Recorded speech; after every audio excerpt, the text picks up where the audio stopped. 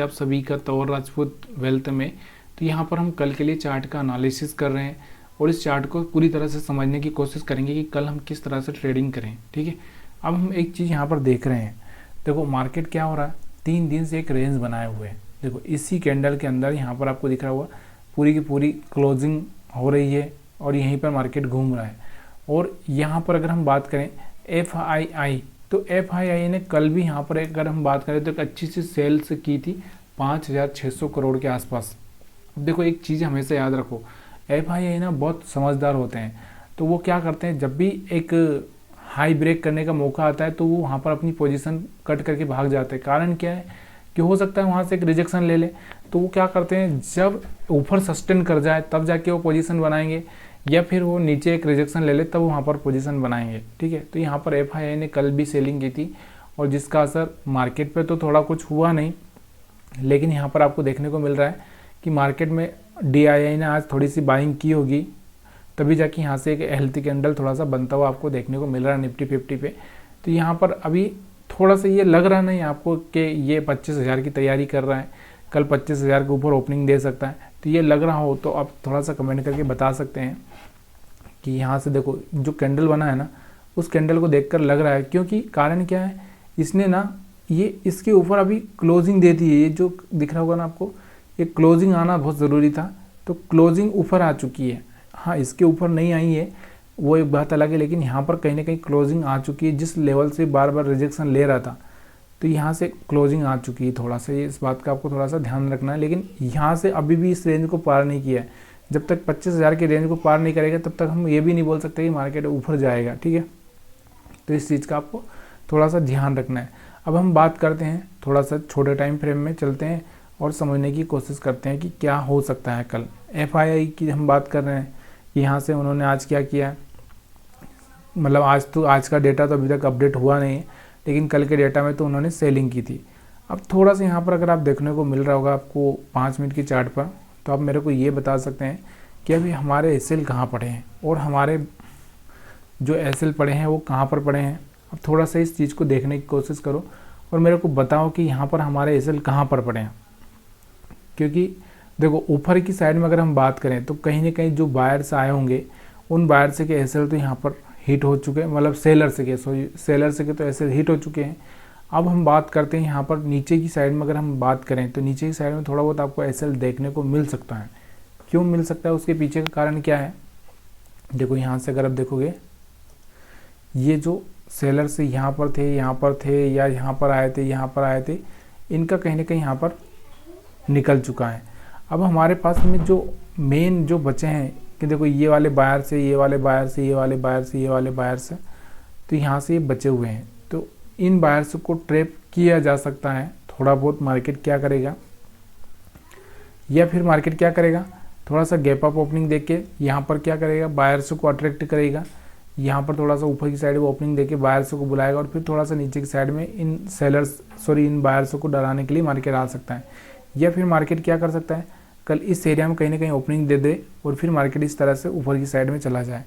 तो ये वाला एरिया हमारे लिए बहुत इंपॉर्टेंट है, कल ये वाला और ये वाला। क्यों, क्योंकि देखो यहाँ पर बायर्स के थोड़े बहुत SL पड़े होंगे, क्योंकि यहाँ से कोई बायर्स आया होगा, क्योंकि उसको पता होगा कि कहीं मार्केट यहाँ से ब्रेक नहीं कर रहा है, प्राइस एक्शन के हिसाब से ऊपर जा रहा है, तो यहाँ पर बायर्स आया होगा। ठीक है, और एक तरह से हम सोचे तो यहाँ पर कोई सेलर भी आया होगा कि यहाँ से सेलर से क्यों आया होगा, उसने सोचा होगा कि यहाँ पर देखो क्या हो रहा है, यहाँ से मार्केट क्या कर रहा है, बायर्स को बुला रहा है, मतलब यहाँ पर क्या होगा, सेलिंग हो सकता है। तो यहाँ पर सेलिंग भी हो सकता है, तो ऊपर की साइड में ओपन होता है तो सेलिंग हो सकता है, नीचे की साइड में ओपन होता है तो बाइंग हो सकता है। तो इस चीज़ को आपको थोड़ा सा फोकस करके कल चलना है। बाकी हम बात कर रहे हैं यहाँ से ट्रेंड लाइन की, तो ट्रेंड लाइन अगर आप देखोगे तो यहाँ से आपको कहीं ना कहीं ऐसी ट्रेंड लाइन कोई बनती हुई दिख रही हो तो उस ट्रेंड लाइन को आप लगा के चल सकते हैं।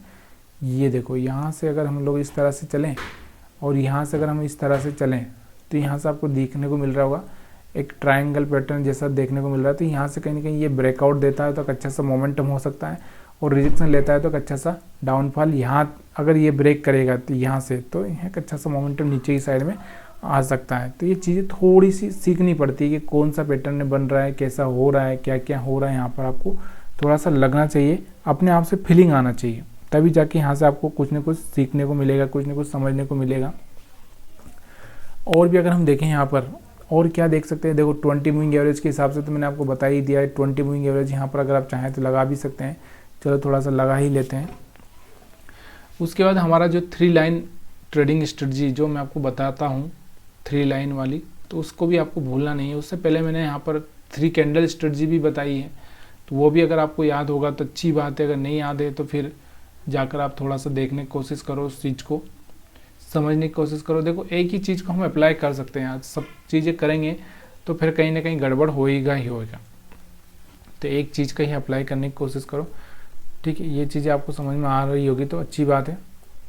20 मूविंग एवरेज के ऊपर चल रहा है बढ़िया से। यहाँ से ऊपर जाने के बाद एक सेलिंग का प्रेशर आएगा, तो यहाँ से सेलिंग करके यहाँ से एक रिट्रेसमेंट पर पैसा बनाया जा सकता है, ठीक है।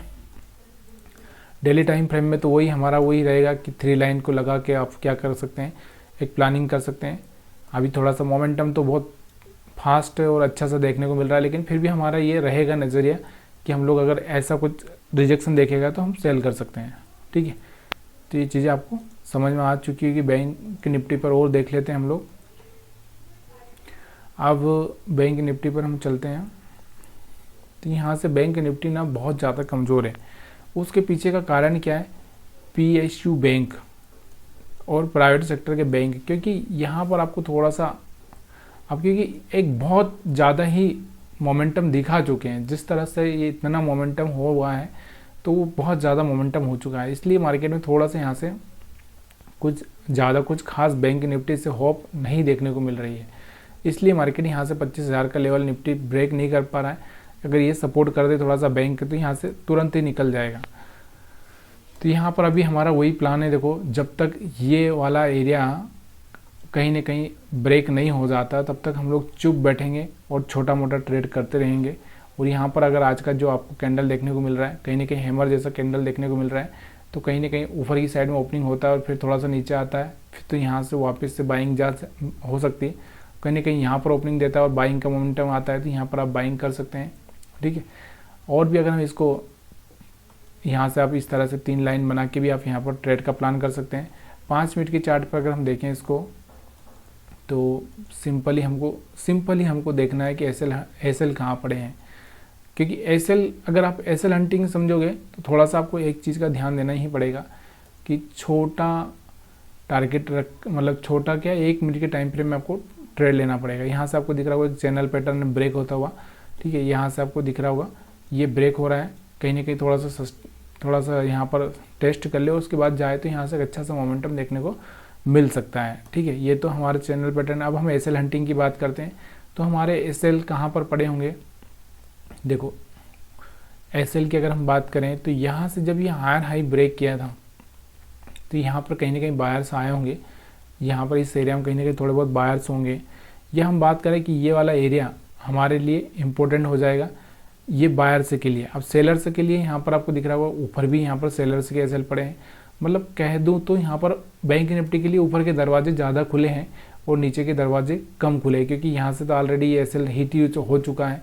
यहाँ पर तो कोई बायर्स का मतलब एसएल है नहीं, यहाँ पर कुछ बायर्स आए होंगे, बाकी तो सेलर्स के एसएल ऊपर यहाँ पर देखने को आपको मिल रहे होंगे। और भी थोड़ा सा हम बात करें छोटा चार्ट करके इसको, तो यहाँ पर आपको दिख रहा होगा कुछ ज़्यादा कुछ खास बाहर से बैठे हैं, तो फिर यहाँ पर बैठे हैं 51,000 के नीचे। और यहाँ पर मार्केट अगर आता है तो फिर एक अलग बात हो जाएगी। यहाँ से आपको दिख रहा होगा एक रिट्रेसमेंट हो चुका है, एक बढ़िया सा मोमेंटम अपसाइड में आना चाहिए। अगर नहीं आया तो फिर वो 51,000 के आसपास आता हुआ दिखने को मिलेगा आपको मार्केट।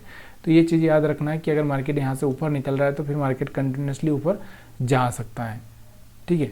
और नहीं निकल रहा है तो फिर यहाँ से आपको दिख रहा होगा कि थोड़ा सा मार्केट नीचे आ सकता है। ये वाला सपोर्ट ब्रेक करेगा तो फिर 51,000 के आसपास देखने को फिर से नज़ारा मिल सकता है।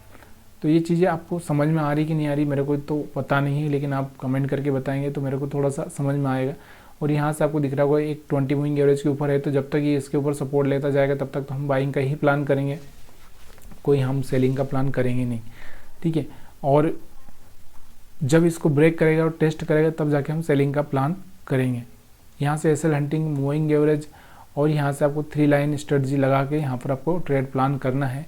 बाकी और भी कोई चीज़ें हैं तो आप मेरे को कमेंट करके बता सकते हैं। वीडियो देखने के लिए आप सभी का बहुत बहुत धन्यवाद।